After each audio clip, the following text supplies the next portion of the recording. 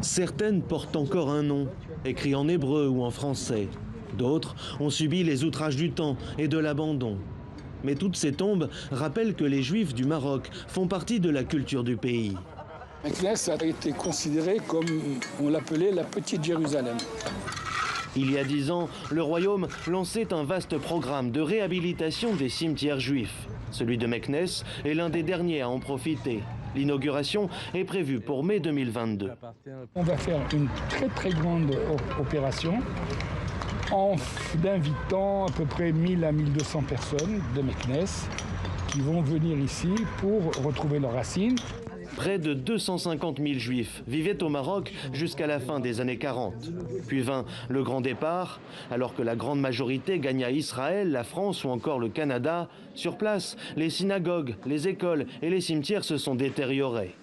À une soixantaine de kilomètres de Meknès, Fès. La ville abrite l'un des plus anciens quartiers juifs du pays. Ici aussi, plusieurs bâtiments ont déjà été réhabilités. Cette place typique est le prochain projet de restauration. On va la rendre telle qu'elle était au début du XXe siècle.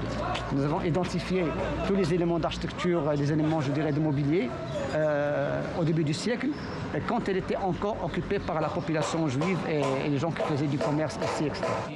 Des initiatives qui pourraient devenir un outil important dans la normalisation des relations annoncées l'année dernière entre le Royaume et Israël, alors que la communauté juive marocaine reste la plus importante d'Afrique du Nord.